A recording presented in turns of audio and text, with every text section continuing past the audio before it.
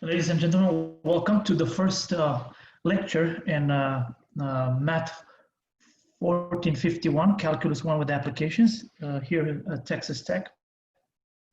Well, in this first lecture, we will talk about the big picture of calculus. We will see what calculus is all about, and also we will see some examples with notions that we will learn throughout this semester. Notions such as the limits of functions. Well, before limits of functions, we'll learn about elementary functions, a little bit of geometry, I would say, analytic geometry. Then we'll learn about limits of functions, continuity, about derivatives, and at the end we'll learn about integrals. But so let me get started. First, we will start today with well, something just an introduction. This will be more like an introductory course, introductory lecture. We'll talk about the big picture of, as you can see here in the title, the big picture of calculus.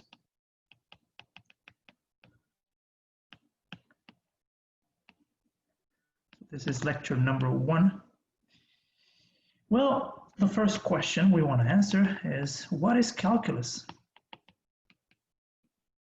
That is the big question we want to answer. So we want to see what is our object for this semester. Well, probably you have seen by now in your life, usually everything is about changes. Change is a fact in our daily lives. Well, guess what? Calculus is the same. It's all about changes. It's the same thing. Well, if you want to answer this and want to give a heuristic definition, we can say that calculus is the mathematics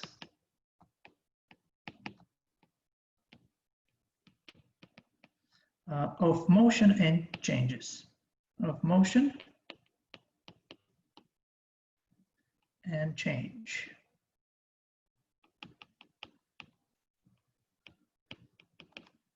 That's what we need to know. Well, whenever we want to move from something that is static to something that is more dynamic, we will consider using calculus. So when we move from, let's say, from whenever we want to move from static to dynamic, we consider calculus.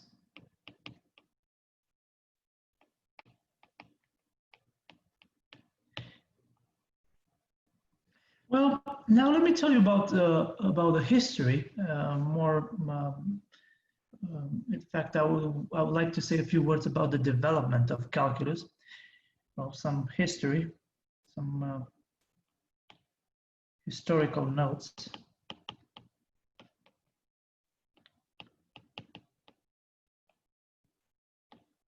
And I would like to give you some motivation before we start talking about the mathematical objects, which will define the calculus. Well, everything started in the 17th century with major developments. So 17th century. And the two guys that with major developments by these two guys, probably very well known. I believe one of them is well known to you. Major developments by Newton, so Isaac Newton, an English physicist, and Gottfried Leibniz, a German mathematician. These are the two guys responsible for the development, or the early development of calculus. Well, their attempt was to answer real-world applications. And their investigations led to the following concepts. And we will talk about these.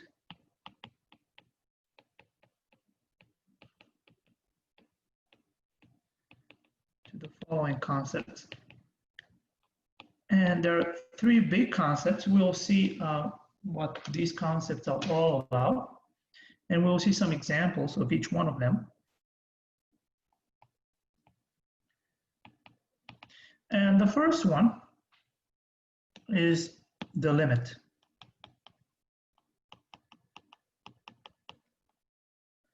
Well, this is a mathematical tool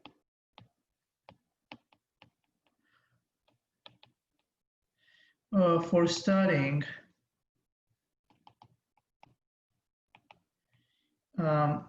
let's say the tendency of a function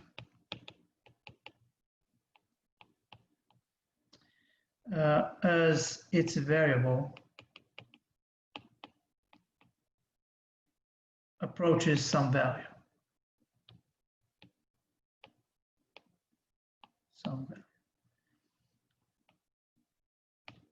So that's what the limit is all about. We'll see more concrete examples. The second one, and here I'll also include the continuity, since continuity is part of it involves limits of functions as well. The second one is the derivative. Again, this was a major discovery back then. The derivative, it's again a limit, but it's a certain type of limit.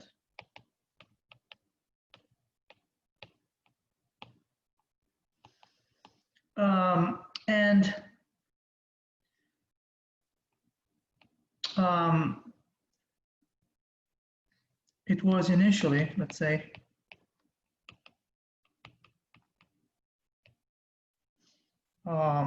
used to compute, and this is very important because we said that calculus it's all about changes, but in this case the derivative it was used to compute rates of change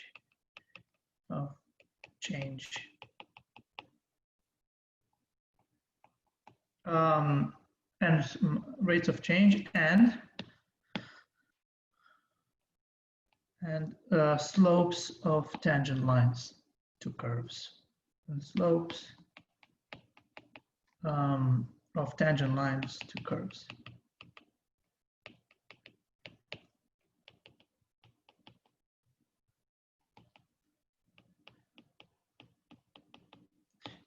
Okay, and we will have a notation for this, as we will see throughout the semester. The notation usually is this one. You will see that is df over dx, right? The derivative of f with respect to the variable x, or sometimes we will denote it f prime of x. This is the first derivative. So this is the notation for the derivative.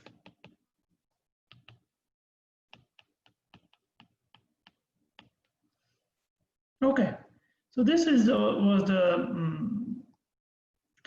the second notion, and of course here the study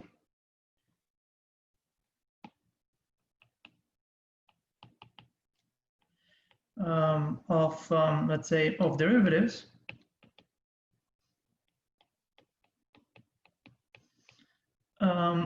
is called differential calculus.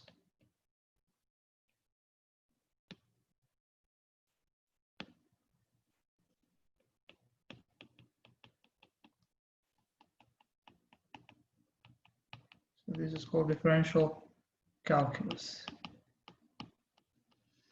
Okay. And now the third notion, which is again very important, again a very special notion, which we will call the antiderivative, or basically the integral, right? So this will be well, you will see that this what I just said is the antiderivative is that function that whose derivative will give you back the initial function. Anyway, when we'll get to integrals, you will see how to compute these. So that's why we call them antiderivatives. Well, it depends because here, well, antiderivatives if the integral is undefinite, right? Doesn't. We'll see that there are definite integrals as well, and these integrals will be nothing else, just the area under the graph of the function f anyway. And we will see how to compute this. But in this case, let's say that this integral is nothing else by using the definition. It's a special limit of sum of terms, let's say, right? And the study of this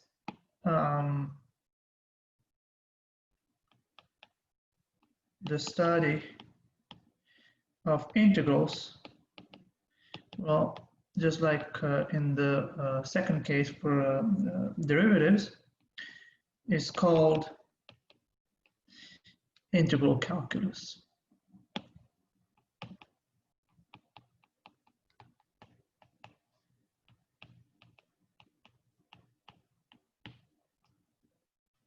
Okay, so these are the main objects for this semester. The main three objects. Well, before we go and dive more into these three, into the limits, derivatives, and the integrals, we will need to see how we operate with functions, first of all, because we will consider limits of functions, the derivative of functions, and the integrals of functions. So the first chapter will be an introductory chapter about the functions and about graphs and so on. Now let me draw a picture because I want you to see exactly how we can relate to calculus. And what I'm going to do is the following. So I'm going to do the following picture, well, chart, let's say.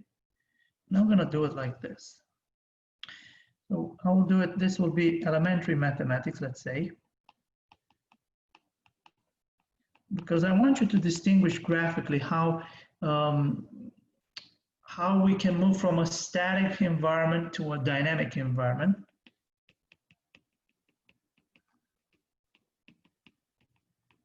And this will be, let's say, calculus. And I would like to emphasize why calculus is so important. Okay, now the first thing that I have in mind is, let's say, the slope of a line.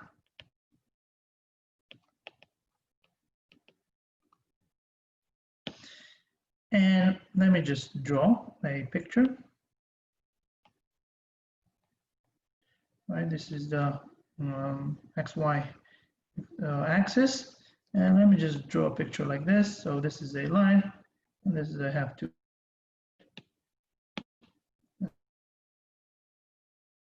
Now, again, the same thing I would like to draw, but this time I will not have the slope of a line. Let's say I have the slope of a curve.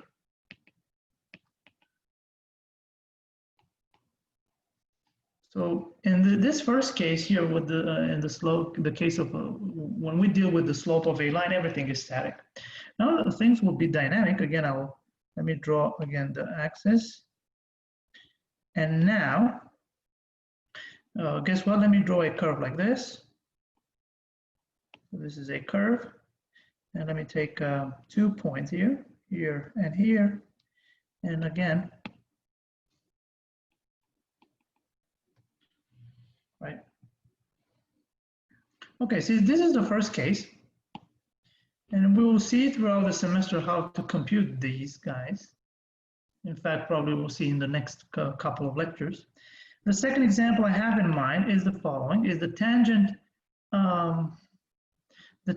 line to a circle.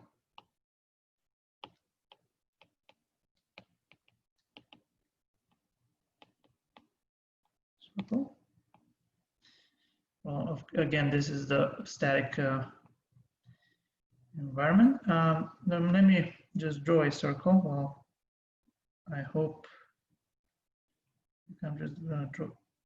This is doesn't quite look like a circle, but anyway, I'm just gonna write on this guy. This is a circle, so that you know. And the tangent line here, right? This is the tangent line to a circle. Here's the, and now we, instead of a circle, we'll have the tangent line to a general curve.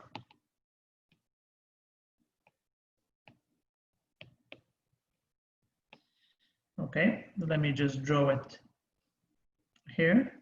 So let's say I have a curve like this. Well, right, this is a curve. And now the tangent line is going like this, right? That's the tangent line to the curve. Again, you'll see that the tangent line to a general curve will involve calculus. Anyway, I'm not going to say what exactly it is. Okay, and now the third one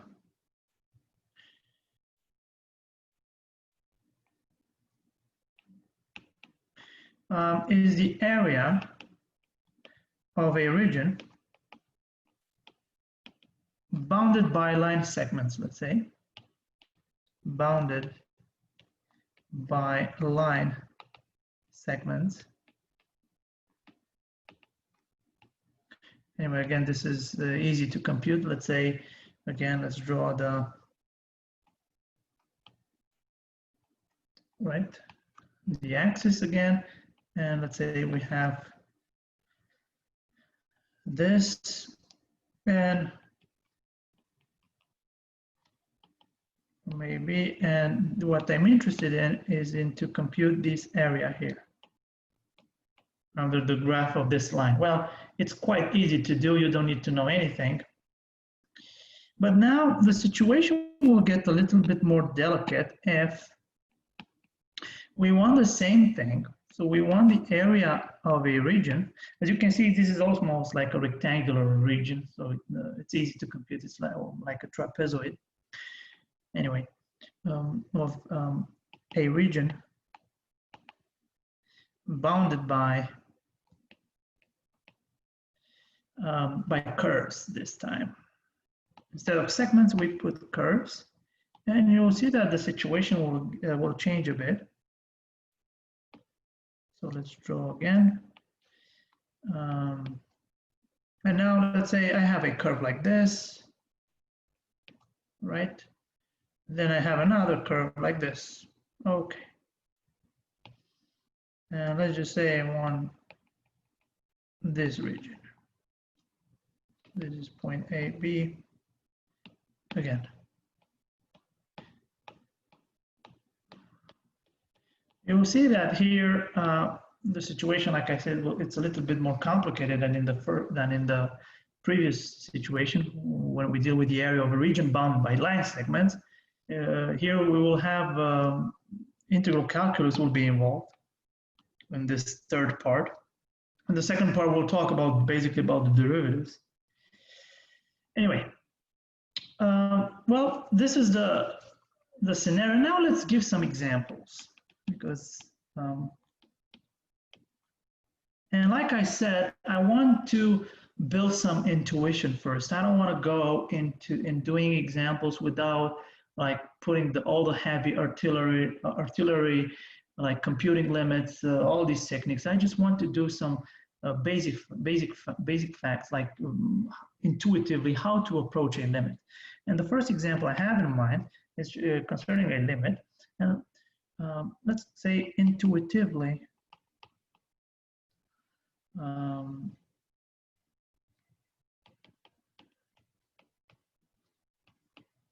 find a limit. And now let's see. Let me look at this sequence. Let's say 1/2, right? 2/3, then 3/4, then 4/5, and we keep going. Well, if you look at the general terms, this sequence can be described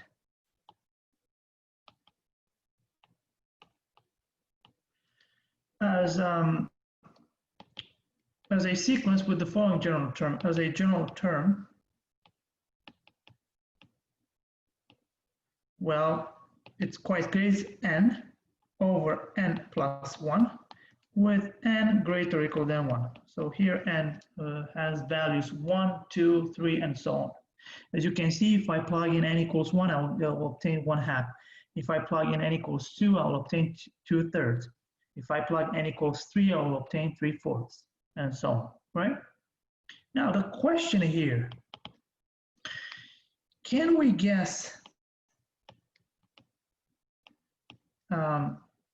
the limit, whatever that is, the limit of this sequence?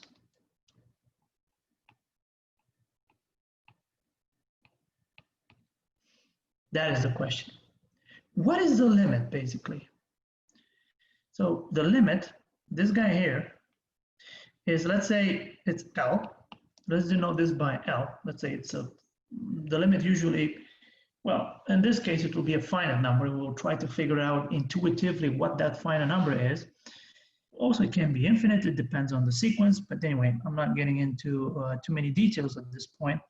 So this guy L is the number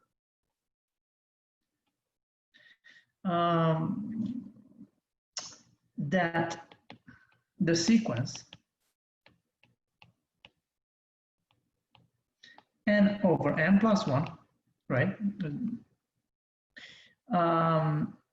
Let's say tends toward as n grows large enough. This is a very important piece of information. N grows large enough. What does this mean? Well, basically, I will tell you exactly what it means. But before that, let me summarize this idea. In other words,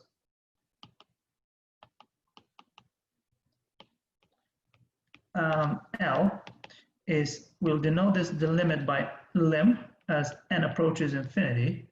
So this is what it means, n grows large enough. So it's enormous. Is the limit as n approaches infinity of n over n plus 1. And now let's look at it. Let's look at this guy. So I want to look at this guy here. Maybe we can guess intuitively what the limit is. Well, let's see, can we do that? Well, let's look at the terms. And let's consider some small values of n and then some larger values of n. And we'll see what happens with the terms of this sequence. Well, let's see. Well, we have seen that for small values of n, well, the sequence is already given. You have 1/2, 2/3, 3/4, 4/5, and so on. So let's write this.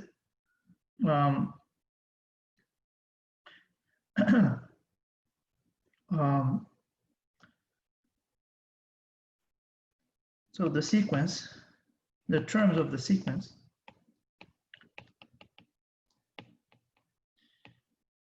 are the following. So we said 1/2, 2/3, 3/4, 4/5, and so on. And now let's consider some larger values of n. For example, let's see 1,000, then it is 1,000 over 1,001. Something happens with this. And now let's just keep going. Let's say 999.999 over this guy. Well, and we keep going. As you can see, if we look at these terms, well, this is 1/2, it's 0.5, right? And then at some point, this will decrease, and this will be very, very close to 1.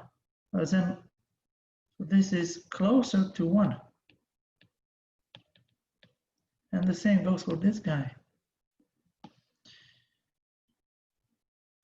Well, as you can see, as n grows larger, the sequence of fractions approaches 1. So let's write this. As n grows larger, the sequence of functions, of fractions, let's say, n over n plus 1 is approaching 1.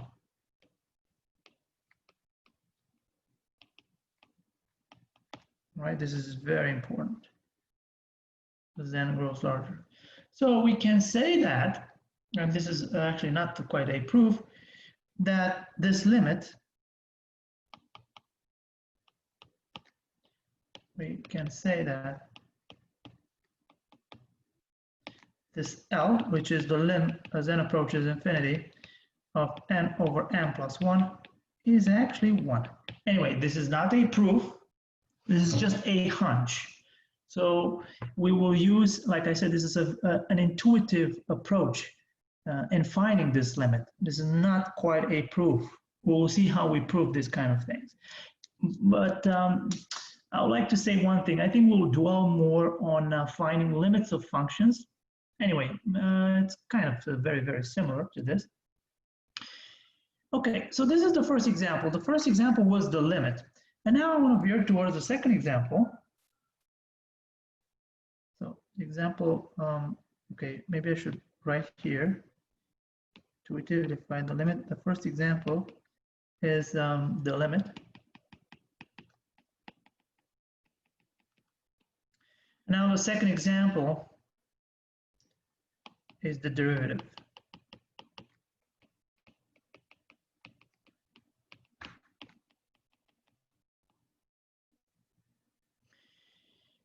And here we will talk about the, so we talked about the tangent problem, because this is what the derivative is all about, the tangent problem.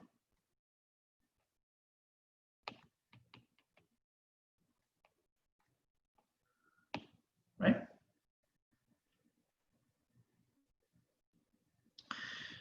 Okay.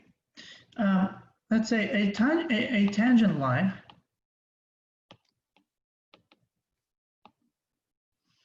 at a circle at a given point P, let's say, is a line that intersects the circle at P and only P.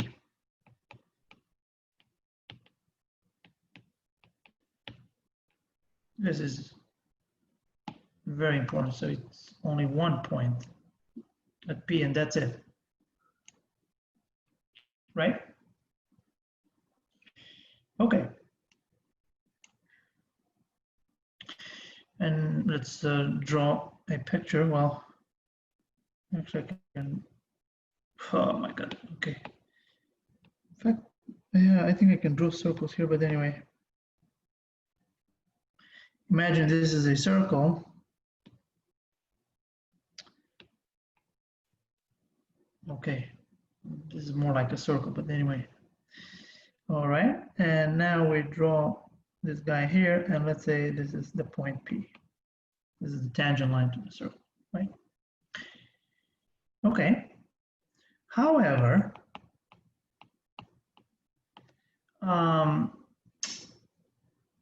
this characterization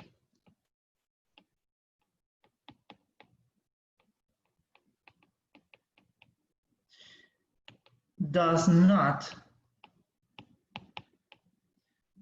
apply for curves in general. This is a very important observation. And as we can see below, and let's see that. Let's just say we have a curve like this, right? And here I have a point P. And I can draw many lines through this point P. It's not like just one of them. I can draw this one. I can draw this one here. I can draw this other one, and so on. In other words, you can say that there are several points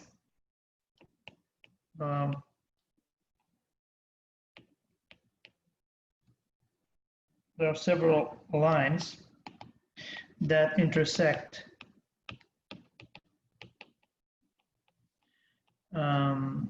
the curve only once, right? As we can see. But now the question is, I want to find the tangent line. But how do we find the tangent line?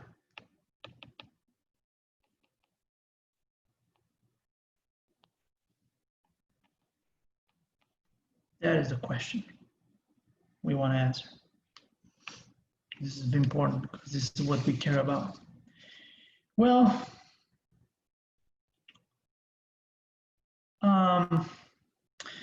we'll attempt an answer.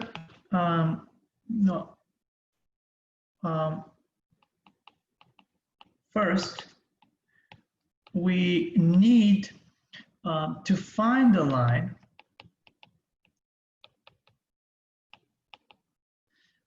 that passes through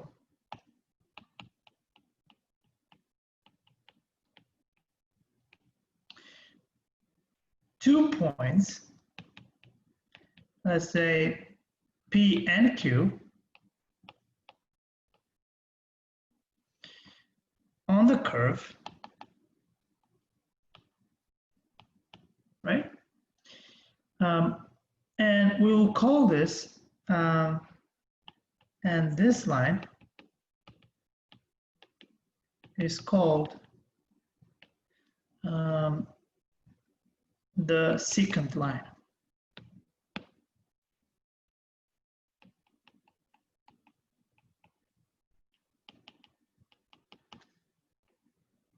And let's draw so that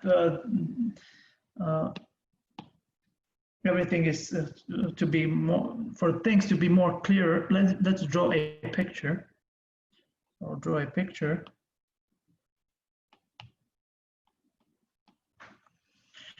Okay, and now I'm gonna have 2 points here. And let's just say this is P. P will have coordinates, let's say A and F of A. And let's say this curve will be something like this. So let's say this curve is Y equals F of X. This is my curve. And on this curve, I'll have this point P of coordinates A and F of A. And then let's just say I'll have another point, let's put it here, Q.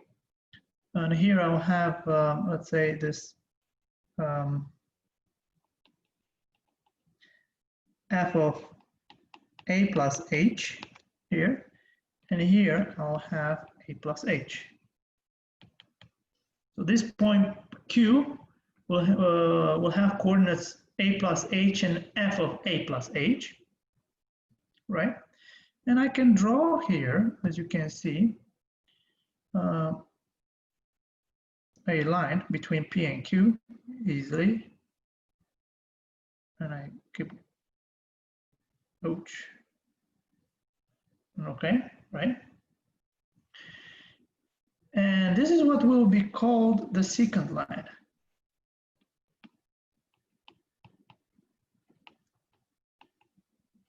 Right? This is the secant line. Well, we're trying to find the tangent line. And how do we obtain the tangent line here? So as you can see here, is according to what we said, we need to find a line that passes through 2 points on the graph of the function of our curve, P and Q in our case. So this will be the secant line, but now we're trying to see which one is the tangent line. I'm going to draw something here, and I want my point Q to go to approach as much as it can to our point P. So our point Q will go along the curve, as you can see, and those red dots there. And we'll try to approach this as much as we can. We're trying to shrink it so that if Q will be P. So we're trying to see what this is. And here I'll draw something, a tangent to this curve, to this point. And this guy here, well, this is a line. I'll write it just in case. This is what we will call the tangent line.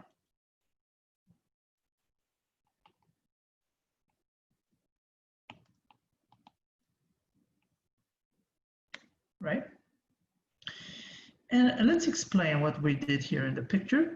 Well, let me just say that, okay, here the difference between these two will be f of a plus h minus f of a, right? And here the difference between these two, the distance from this to this, is nothing else than a plus h minus a, which is h, right? Okay. Okay, I think the picture is clear, I hope. And now we'll say that the tangent line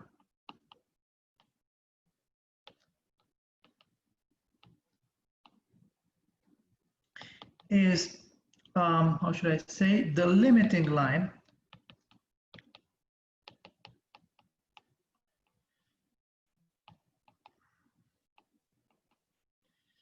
as Q approaches P, right? In other words, let's just say that the coordinates of these 2 points are, as you can see on the graph,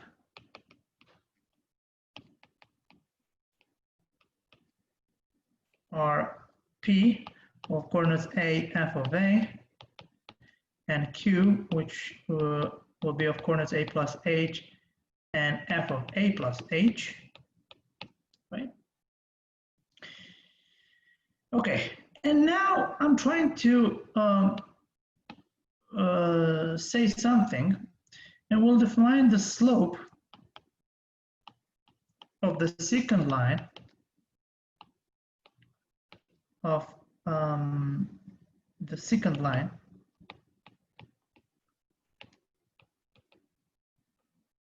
and let's say right of the secant line will be nothing else. We'll denote it in this way, MPQ, which will be nothing else than just f of A plus H minus f of A over A plus H minus A.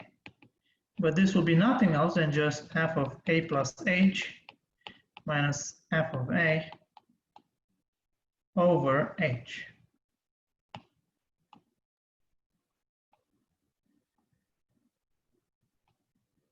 Right? So that's the slope of the secant line. And now let's go back to our picture again. So now imagine that Q moves along the curve towards P. So as you can see those red dots again. So it moves along the curve. Let's see what happens. So let's imagine this. So let's write it. Now imagine that Q moves along the curve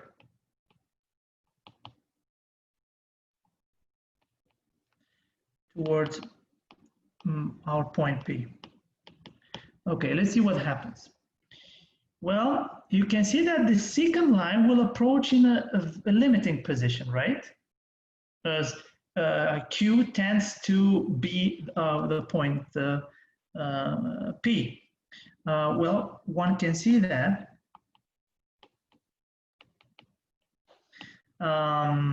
let's say that the secant line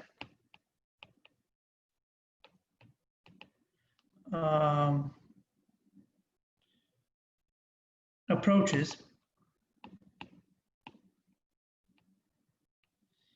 a limiting position.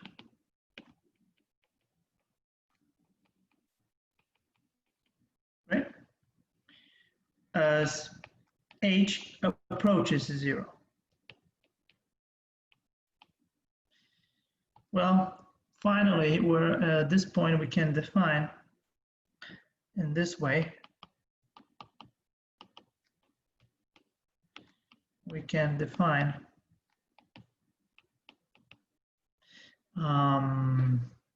this limiting position to be the tangent line.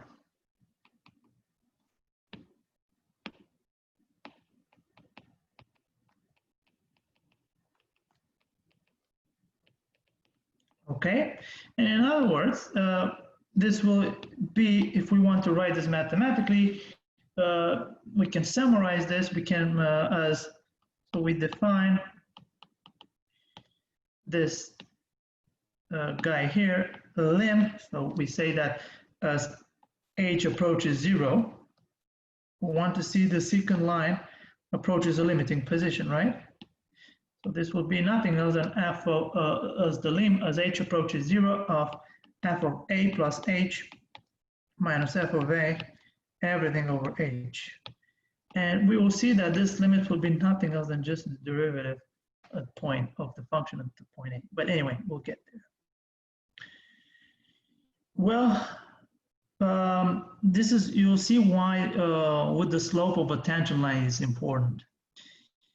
And you will see that everything that we study here, this is what we'll call differential calculus, basically.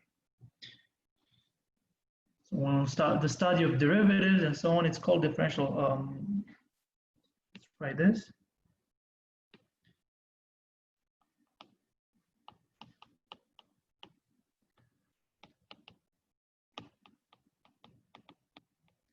It's called differential calculus.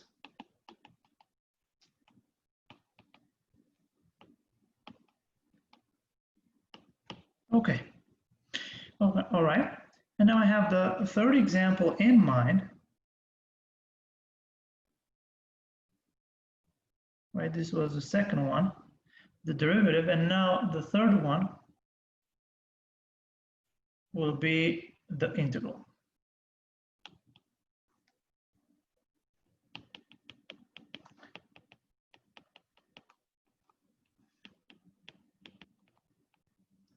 Okay, well, here the classical thing to study here is the area problem.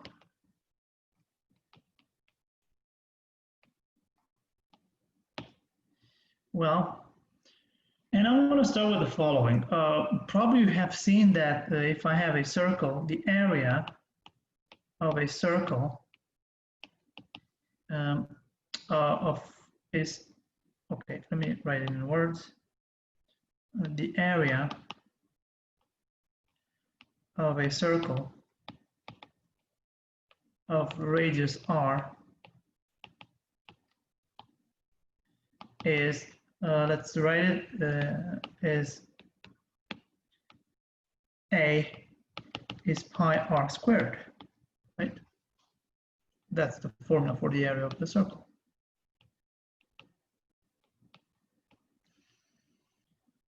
Right, you've known this since, well, it's well known since, oh, many times, 5,000 years ago, whatever. Well,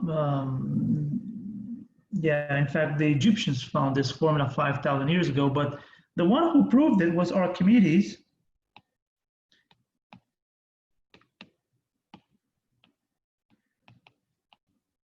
Archimedes proved this formula. And we'll describe his procedure of proving this. Well, in around 300 BC, well, again, So he was he was the first one who showed how to derive this formula. And I'm going to show you his approach. So he showed how to derive this formula for the area of a circle by a limiting process. And here is the essence of what Archimedes did. So let me consider a circle. Well, again, this is a circle. And I'm going to consider this, I'm not good at drawing pictures, fortunately.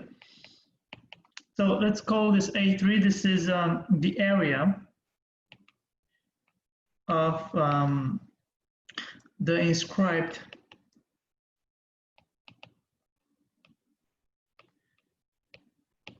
equilateral triangle.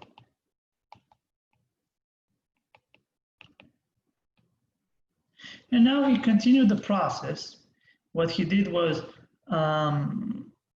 okay, this is for 3. Now let's see the area of the inscribed circle again. Jesus, this doesn't look like a circle, not even. Okay, whatever.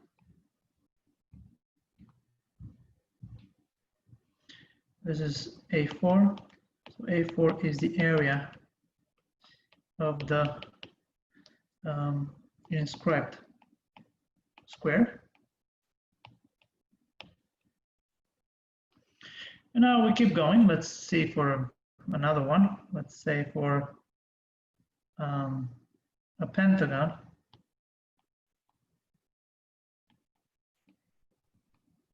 Regular pentagon. So let's say this is A5.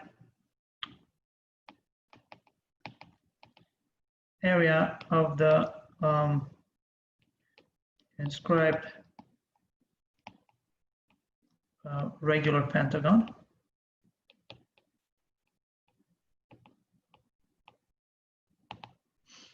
Okay, and we keep going. As we keep going, let's just write for when we have a regular n-gon with 10. Let's say 1, 2, 3, 4, 5, 6, 7, 8, 9. Okay. A9, right? And we keep going like this, right? Well, the question we want to answer here is the following. How can we find the area of the circle? As you can see, I'm approximating basically the circle, and at some point I'll have almost the area of the circle. So the question is, how can we find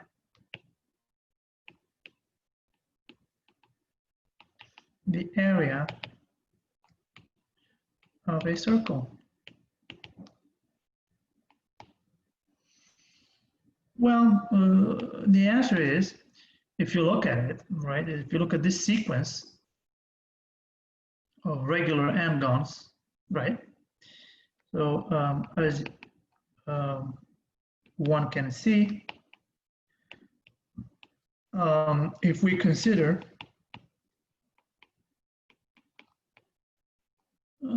the areas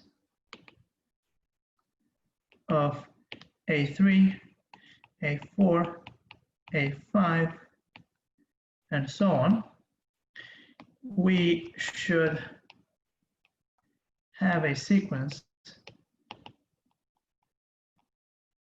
right, of areas, right, such that each, let's say, successive area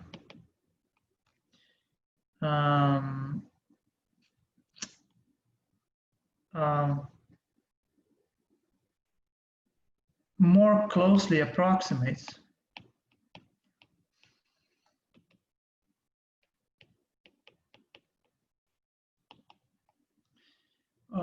the area of a circle. in other words, what we need to do is the area of a circle will be nothing else than just the limit as n approaches infinity of this sequence an, right, for n large enough. And as you can see, as n grows larger, well, it will be large enough at some point, it will just approximate as you take the limit as n approaches infinity, so n, it will be nothing else than just, it will approximate the area of a circle, and that's it. Anyway, I'm not getting into details. You will see that this will involve something about integral calculus. That's what integral calculus it's all about. This is where integrals come into play. And now let me show you something how we can approximate this. And now let's consider the area. Let me consider the following graph.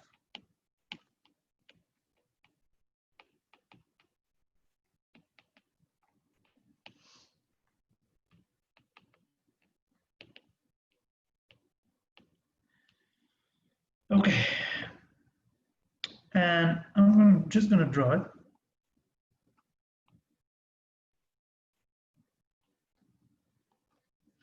Let's see, here we have the origin. So let's say this is 0.2, 0.4, 0.6, 0.8, 1. Again, 0.2.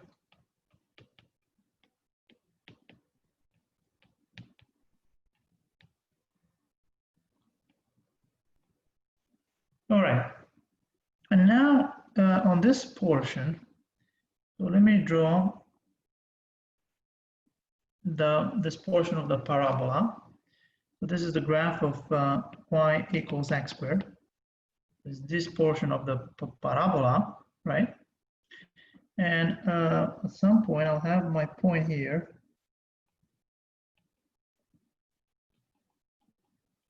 This will be a point. The point of coordinates 1, 1. So this parabola will pass through this. And now what I'm interested in is to see what is the area under the graph here.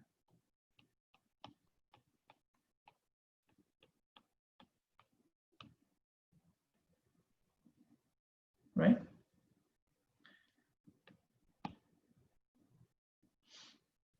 Well, how we can approximate this area, because as you can see here, this is a curve, right? Right? And how do we approximate the area of this? Well, we can do it. We can approximate the area by using rectangles. Basically, that's what we're going to do. Well, you will see this when we'll talk about integrals. We'll see how we can approximate this by rectangles, and we'll compute the area of each rectangle for n, as n grows large enough, we'll recover exactly the area, this area here in red. Let's just say if AN, let's say, is the area of the nth rectangle, okay, then the total area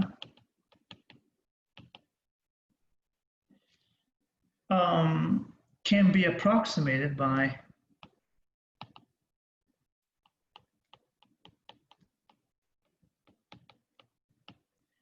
what? By A1 plus A2 plus A3 plus so on, an minus 1 plus an. So let's draw the picture again.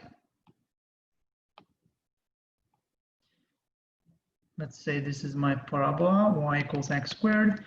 And again, I'll have here the points, so this is 0, 2, 0.4, 0.6, 0.8, 1. right? Here I have this 0.11 here.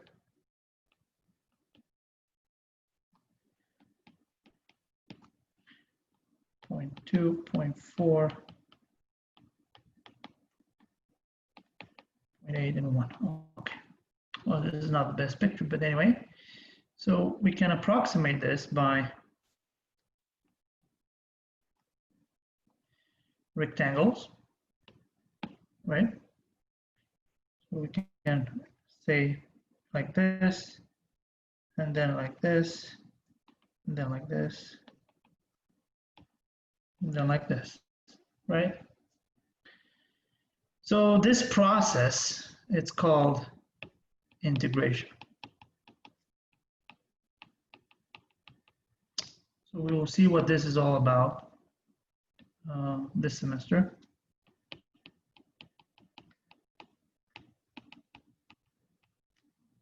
This is what integration is all about. And we'll see that this will be a limiting process. Okay. With that being said, I want to give you more real-world applications of calculus. So we said that calculus basically is all about changes, right? And now let me give you an example, real-world examples.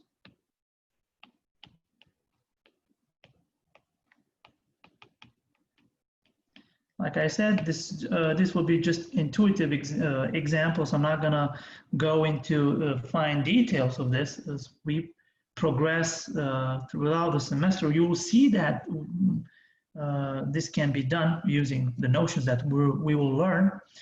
But anyway, it's the first example that I have in mind, which will require something about, will involve something about limits, is the following. Let me think of it. Well, let's just say that Aaron and Alex are traveling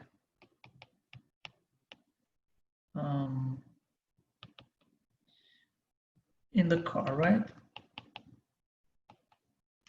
So they are just traveling, but something happens, but this but the speedometer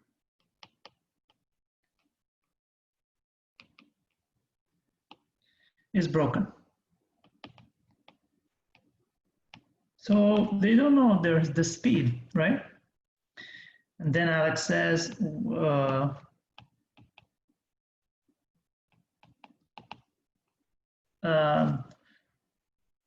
how fast are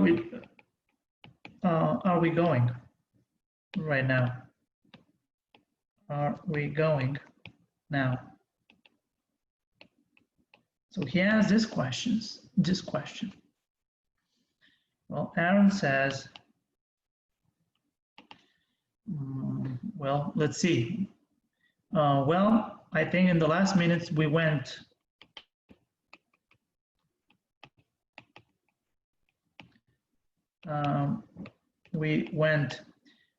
let's say 1.2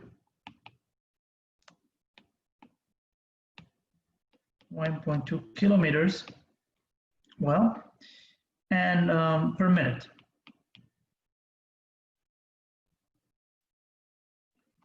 Oh, well, in the last, okay, I said it. We went 1.2 kilometers, right? Okay, so this means that 1.2 kilometers per minute times 60 minutes, it will give us what? It will give us something around 72 kilometers per hour, right? But then Alex says, wait a second.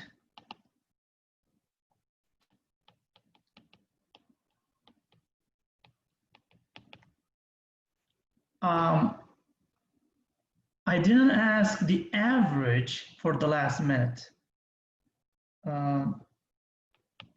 I didn't ask the average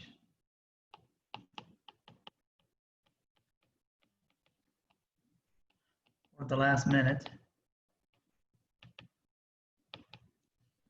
right?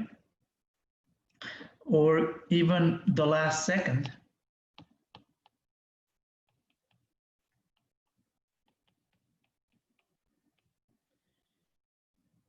What I want is, I want to know the speed right now.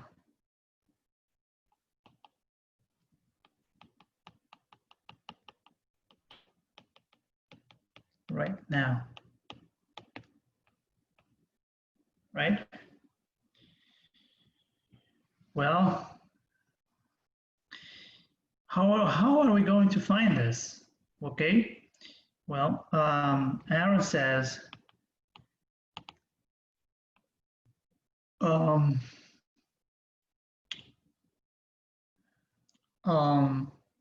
okay, so we are at the sign for 0 seconds.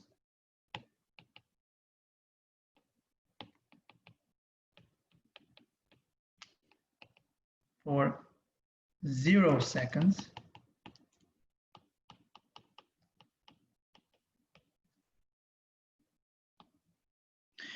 And the distance was 0 meters.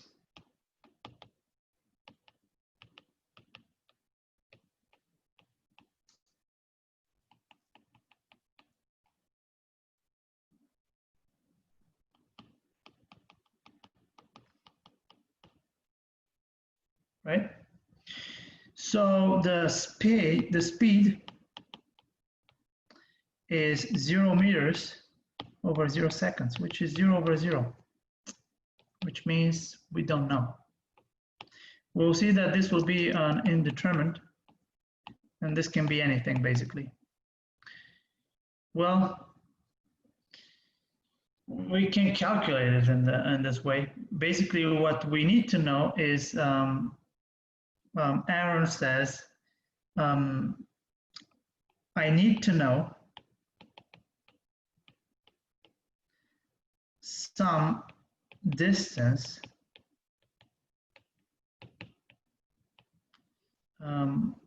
over time, over some time.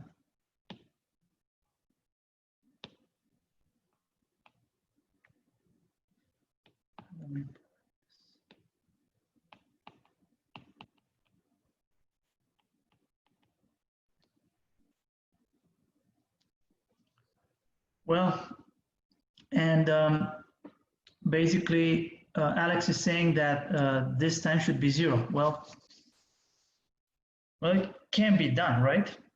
Well, I would say this is pretty amazing, because you would think that it's easy to work out the speed of a car at any point in time, but actually it's not.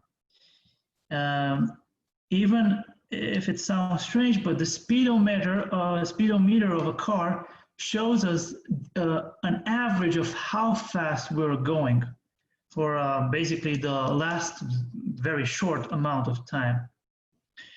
Okay, so this is the first example where basically we're dealing with the limit here, the 0 over 0. You will see that this will be indeterminate as we will learn about it when we'll deal with limits of functions. But now let me give you another example. So this was the first example. Another example.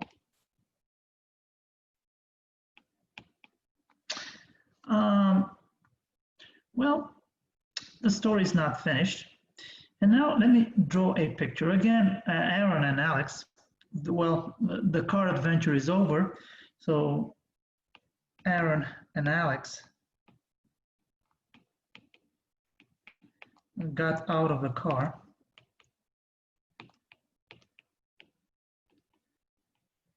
Right? And because, well, since they arrived at the location, and Okay, since they arrived at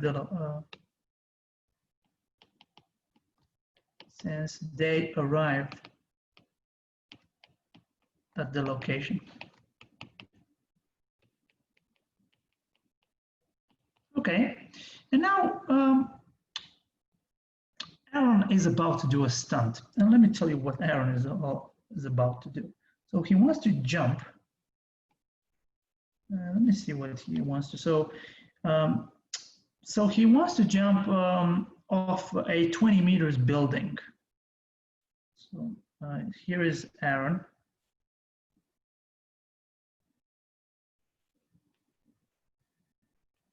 Right? And this is Aaron. And he wants to do a stunt. He wants to jump from a 20 meters building. Aaron wants to do a stunt.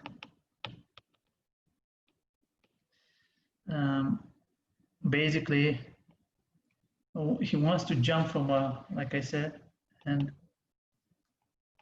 wants to jump from a 20 meters building. Okay, that's what Aaron wants to do. Wow, that's pretty crazy, but anyway, he wants to do that. Well, it looks like Alex is gonna photograph him, and he asks, so Alex will ask him the following question. These guys are pretty crazy, but so he will ask, how fast will you be falling? Will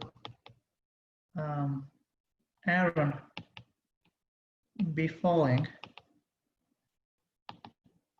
let's say after 1 second?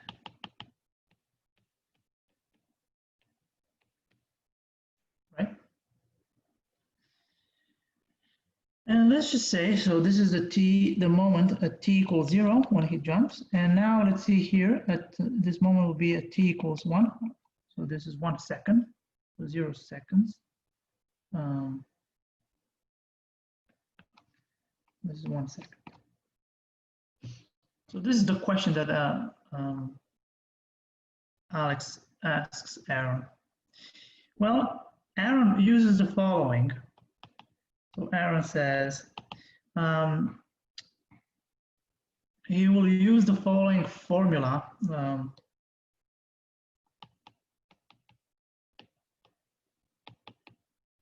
The formula for the distance fallen.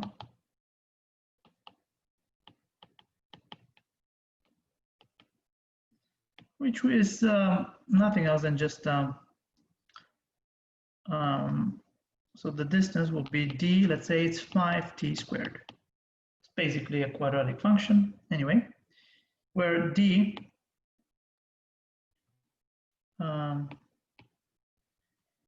d is nothing else than just the distance fallen, and this will be measured in meters. And now the t, well, is the time from the jump,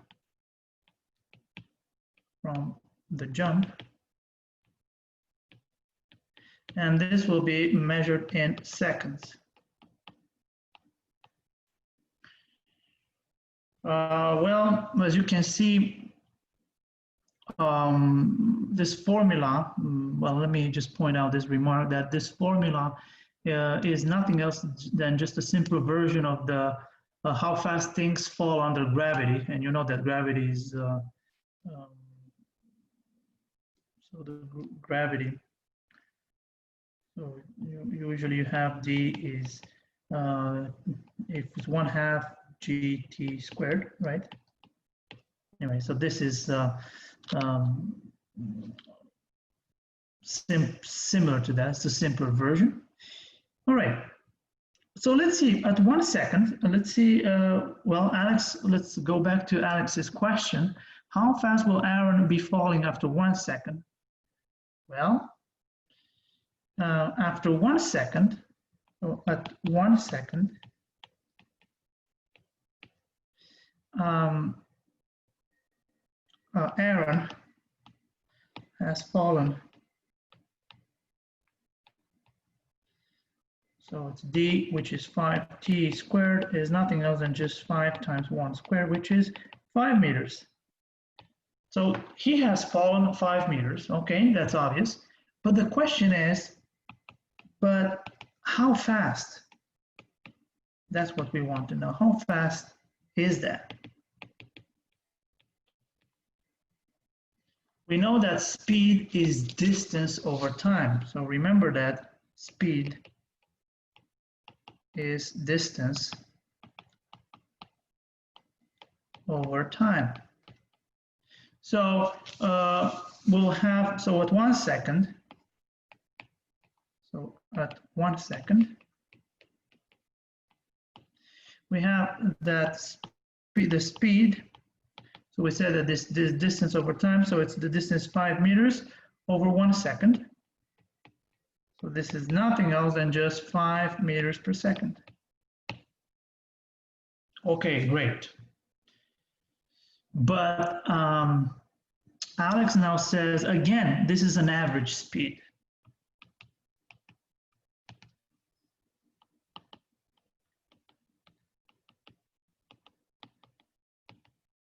An average speed.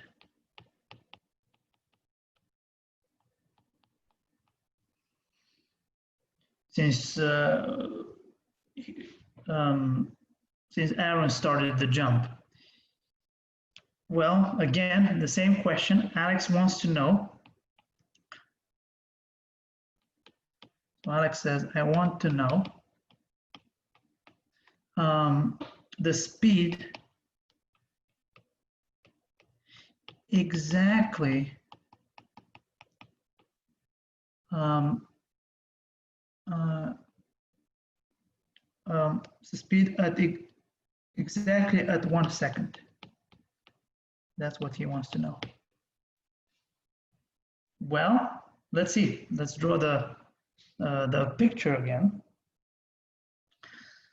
so that we can see exactly. So speed exactly at 1 second. So remember, this is a 20-meter building. Again, Aaron is here. He wants to jump. Keep in mind that the jump is described by this movement. Okay, and now we're interested here. And here will be specific from t equals 1 and to t equals 1. Well, at exactly 1 second,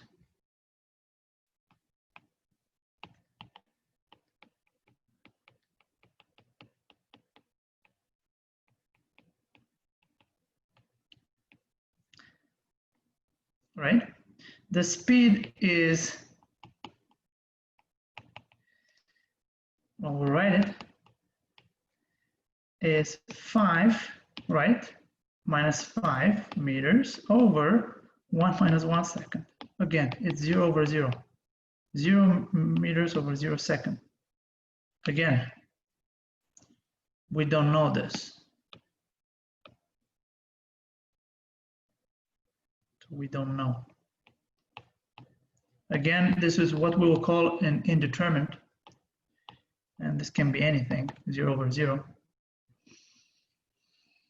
So, you see, things are a little bit complicated here. This is where basically we're stuck at this point. So we have to do something about it. Well, at this point, Aaron has a problem. So it's 0 over 0, we cannot calculate this. So what can we do now? This is where basically the notion of limit comes into play. But let's analyze this again. So they're both 0 and we cannot calculate this. But Aaron has an idea.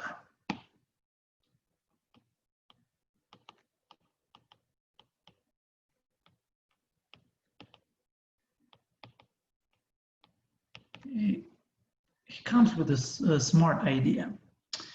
And he says the following. Well,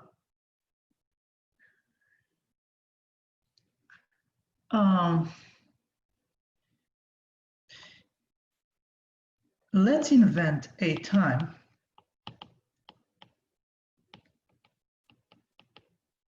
so short that it won't matter. And I'll explain immediately what do I mean by this.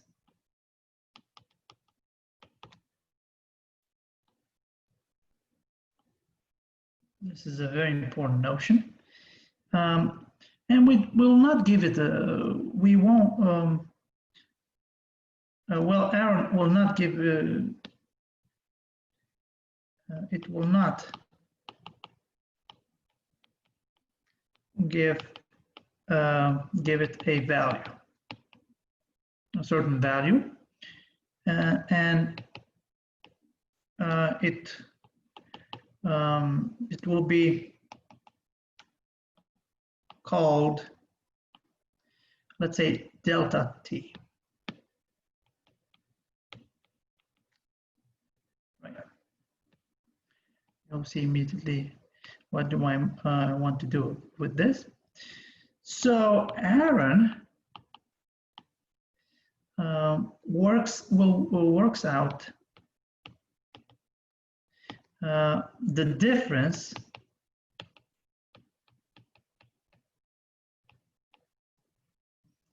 in distance between t and delta t. Oh, sorry, and t plus delta t. Delta t.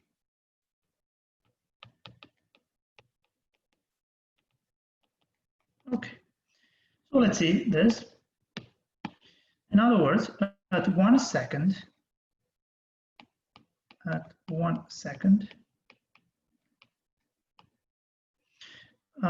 Aaron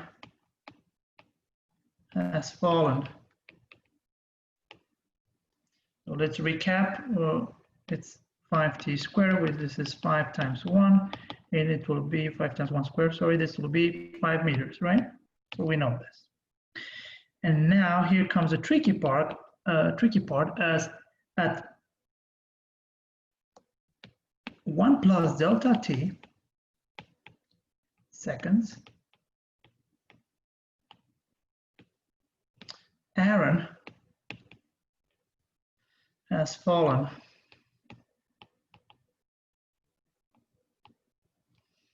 well, again, it's 5t squared, but this time it will be 5 times 1 plus delta t squared meters, right? And now we can expand this guy, and this will be equal to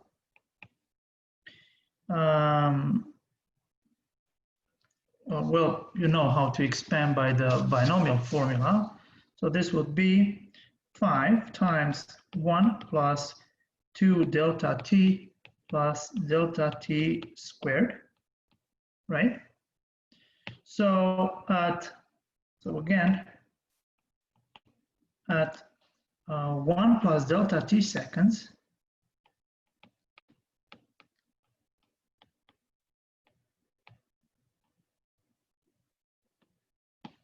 all right, Aaron has fallen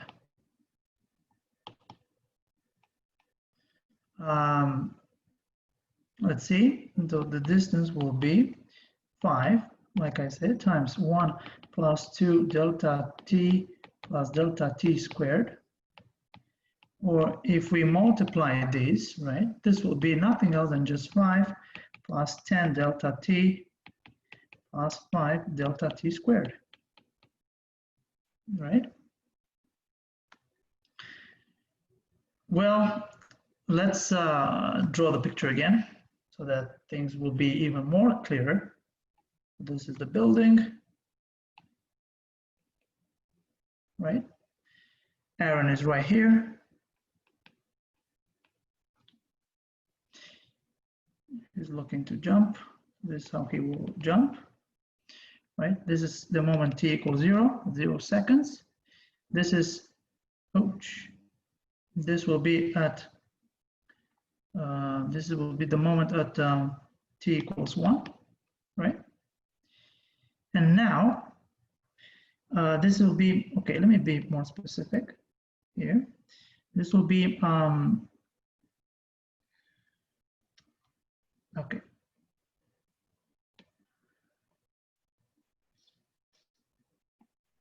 This is from t equals 1. And let's just say here, I draw another one, which will be this distance delta t. And we want this delta t to be as small as possible, basically to be 0. And this will be 2t equals 1 plus delta t, so the difference time. And here will be 5 meters, and this guy will be for t equals 1 plus delta t, it will be 5 plus 10 delta t plus 5 times delta t squared here. Okay, so in summary, let's summarize.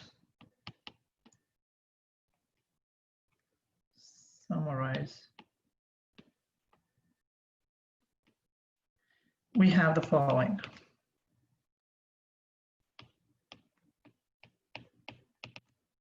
Let's see. At t equals 1 second, we have that the distance is 5 meters. Okay, we know that. At t equals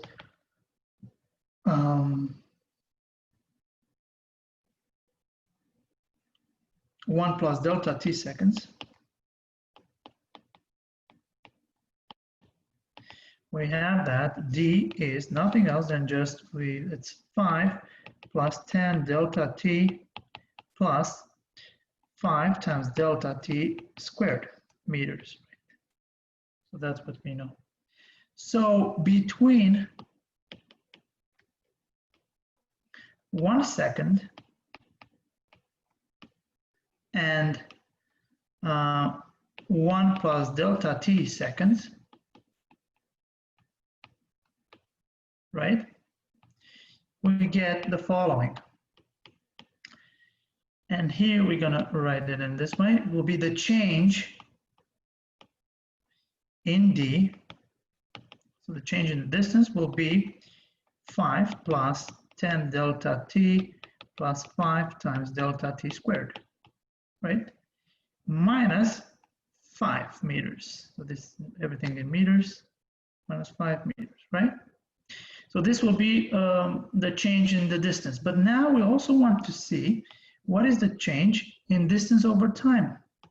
So the change in distance over time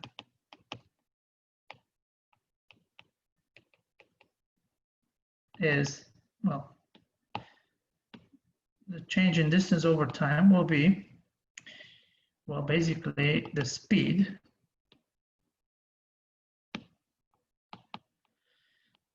which is, well, it will be 5 plus 10 delta t plus 5 times delta t squared minus 5, right, meters, right, over delta t in seconds.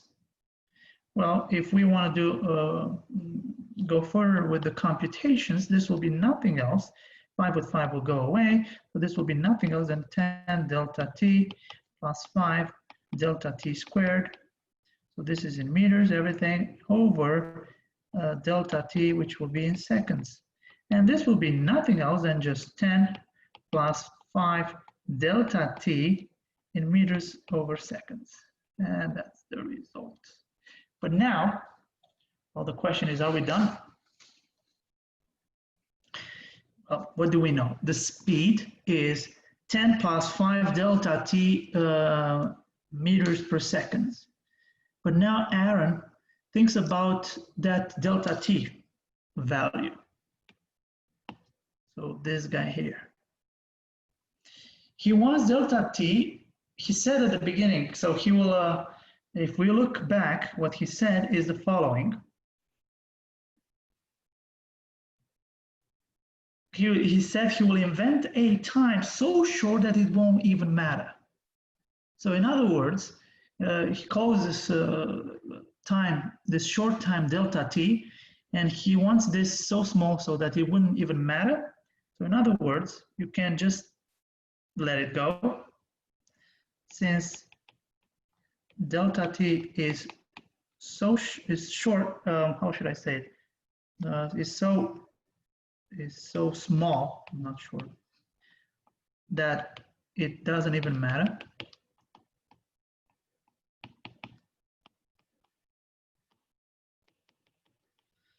Well, it follows that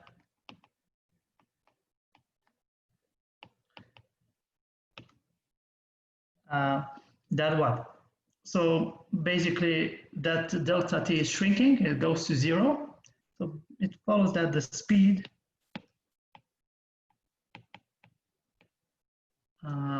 is 10 meters per second. Well, guess what, guys? Everything that we have just done here, we just mimic what we'll call the derivative of a function, basically. Anyway, we'll get there.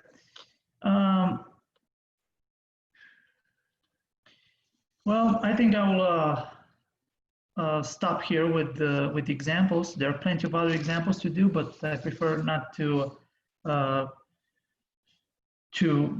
do more examples. But I would like to summarize one thing. Well, basically, the conclusion is the following: as we said at the beginning of this lecture, that calculus is all about changes, and basically we have. So we said that calculus is about changes.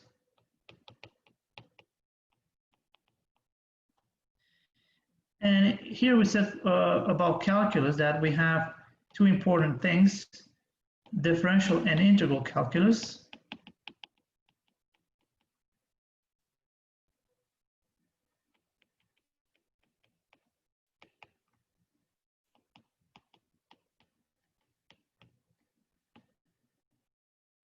And here integral calculus.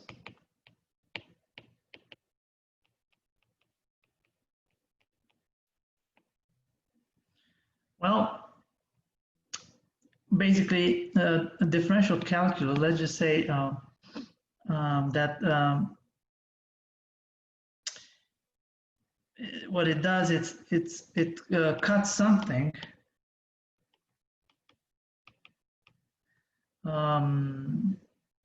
into small pieces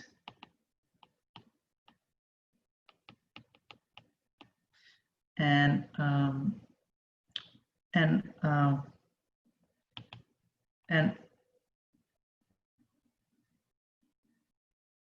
finds how it changes.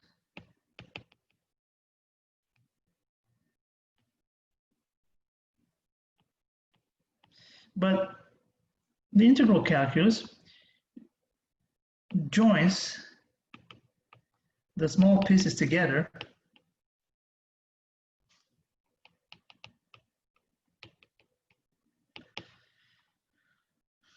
to find how much there is. Well, I hope this makes sense.